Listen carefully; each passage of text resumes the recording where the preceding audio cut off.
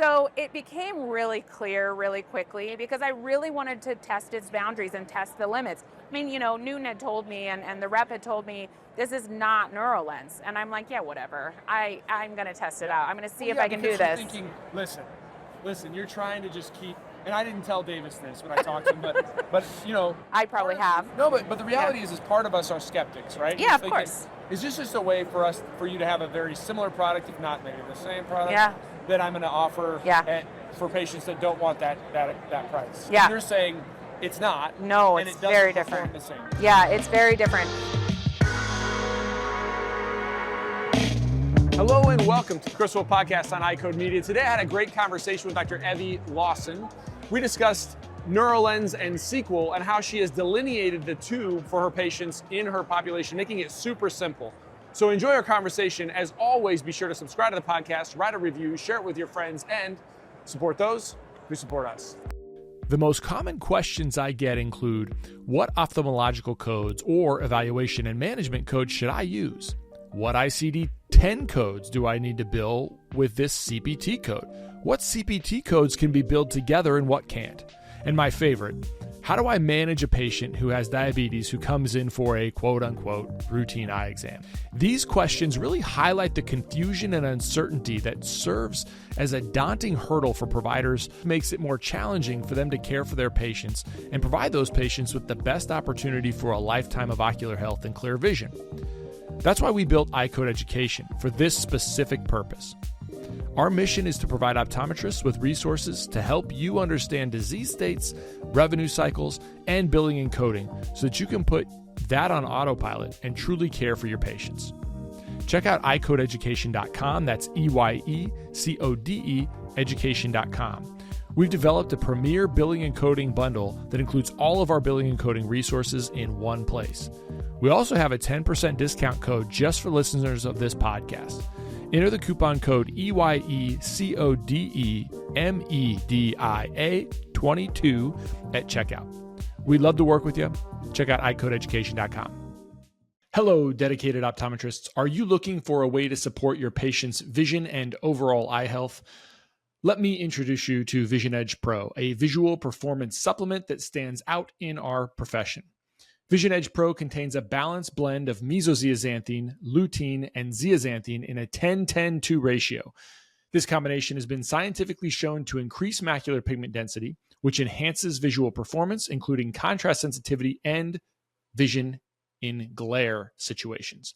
Additionally, Vision Edge Pro provides 300 milligrams of DHA and EPA, fulfilling the daily requirements for omega-3s as recognized by the leading health organizations. This ensures your patients receive the essential nutrients their eyes need for optimal health. Whether it's for everyday screen use, night driving, or enjoying the outdoors, Vision Edge Pro supports your patients in seeing their best. Recommend Vision Edge Pro for your patients today and help them achieve clearer, healthier vision. Contact your local MacuHealth representative for more details. Vision Edge Pro, because your patients deserve the best in eye health. Go to MacuHealth.com and use the coupon code PODCAST2024 at checkout for special discounts. So I wanted to take a segue because Davis, in my conversation with Davis, he was talking about the delineation between Neurolens and SQL. Yeah. And he did a great job of describing it, but I wanted to bring a doctor in here to discuss how you've been using it and how you're describing the differences, if you are, or maybe even the decision tree between who's going to be recommended with Neurolens, who's going to be recommended with SQL. So this is Dr. Lawson. She practices in Seattle. Dr. Lawson, thanks so much for coming on. Absolutely. Tell us a little bit about how you're using Neurolens and how you're using SQL in your patient population. Yeah, so I come from a long line of educators and scientists, if you will, and medical professionals. So when I got the opportunity to be part of the beta pilot testing on SQL, I got pretty excited because with Neurolens, it's been such a big part of changing my patients' lives from a symptomatic and therapeutic perspective. But I've seen a need in the industry to help with not just accommodation, but convergence. And we haven't had it other than Neurolens. So I kept going, God, I'd love a lens that's more, streamlined for anybody else that maybe didn't have quite that same price point and was easy And of course, Neurolens came out with it. I was so excited about it and brought it on board. I'm cash pay, downtown Seattle, not on any vision plans. And so I was able to really test it. I said, let's science this, guys, let's do this. I changed all of my patients that were not Neurolens patients. And I made the mistake, unfortunately, of actually changing some of my Neurolens patients. Why did you make that mistake? Because it didn't work. Because, no.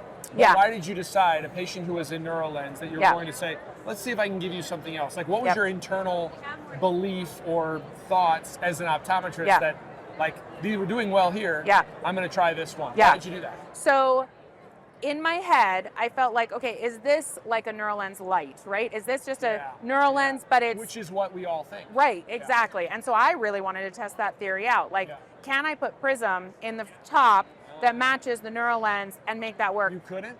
No. Really? It was awful, yeah. So I also do a lot of dry eye. This is part of my dry eye workup. Every patient who has dry eye and needs a Neurolens, and even if it's just dry eye symptoms, I'll put them into a Neurolens and I'll prescribe that. That's one of the first lines of treatment that we do. And this particular patient that I was like, I really think she will do great in a sequel. She was non-symptomatic coming in other than Neurolens. We'd done all the dry eye treatments. Her tear film was looking phenomenal. And she works in a lab. She's a scientist. She had like less than a 1 base-in Prism for Neurolens. Like, you have to be a good sequel candidate. A week after getting her sequel, she came back in going, it's just, I guess my eyes are expensive, is what she said. So we had to upgrade her and change her back. Your head is expensive. Yeah, exactly. Yeah. So it became really clear really quickly because I really wanted to test its boundaries and test the limits. I mean, you know, Newton had told me and the rep had told me, this is not Neurolens. And I'm like, yeah, whatever. I'm going to test it out. I'm going to see if I can do this. You're thinking, listen, you're trying to just keep, and I didn't tell Davis this when I talked to him, but you know. I probably have. No, but the reality is part of us are skeptics, right? Yeah, of course. Is this just a way for you to have a very similar product, if not maybe the same product, that I'm going to offer for patients that don't want that price? Yeah. And you're saying it's not. No, and it's it doesn't very perform different. The same. Yeah, it's very different. So Davis described the fact that based on their data, there's like 30% of the population that have significant headaches, neck aches, dizziness. Yeah. Yep. And then there's 70% of patients that don't have that level of symptoms. Yeah. So are you just basically running your Neurolens values, you're running your evaluation on every patient? And if they don't have that, if they're not in that 30%, are you using like a threshold of 3, a 4? Like, what is your threshold where you're saying, I'm going to use SQL in this spot and Neurolens in that spot? So for my patients that I'm seeing as their doctor, then we run every single patient through the Neurolens. And when I see a patient whose symptoms are 3 or more, we have a conversation about it. Yep.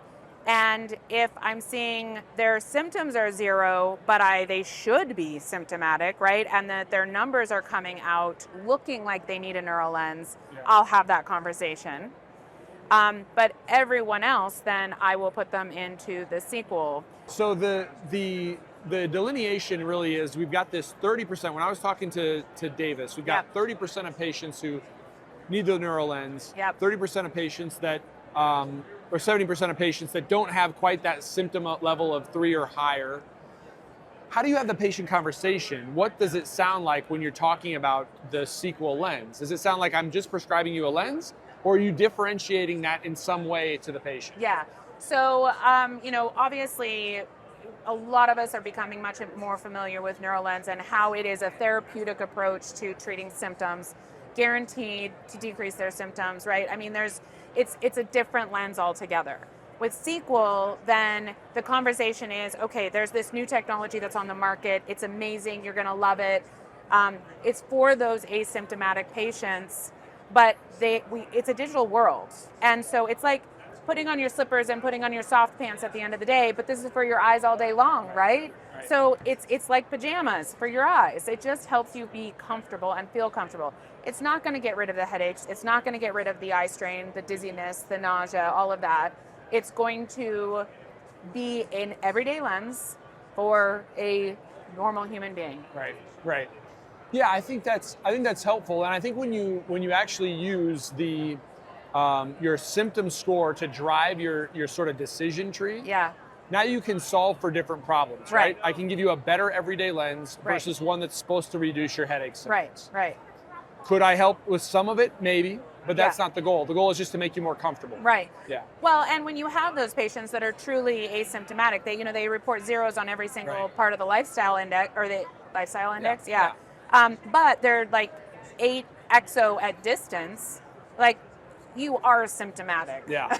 You just become accustomed. You just are used to what norm. This is your norm, right? Yeah. So starting with a sequel and seeing what that does for you possibly could help reduce some of the fatigue that you have up close that you're not reporting to me right now. But I have something even better for you when you do recognize these symptoms. CooperVision and the AOA have joined forces in a groundbreaking initiative to transform how optometrists treat children with myopia. The Myopia Collective aims to unite our profession and its allies to challenge the status quo and elevate the standard of care for children with myopia. Everyone is invited to become a member of the collective. By joining, you pledge to act in slowing childhood myopia progression. Membership includes regular updates and information about the collective's efforts, access to educational opportunities and resources, and insights from the ambassador optometrists who advocate for community policy and changes supporting the collective's mission. Click the link in the show notes to join the collective today. Davis discussed the VSP announcement on the podcast. Yeah. How do you view that? I guess you said you don't take managed vision care. Right. Do you view that any differently? Does it make you react differently? Is it going to be more accepted, more widespread, harder for you to differentiate in your sort of niche practice? Yeah. What do you think about that? I mean, for me personally, I'm a little disappointed that this is the direction that we needed to go, that they needed to go as a business, just because for me to have something that nobody else, it's exclusive for me right now. I was able to brag about that. We talked about it on our social media. Like, I am the new technology exclusive provider of lenses in Seattle right now.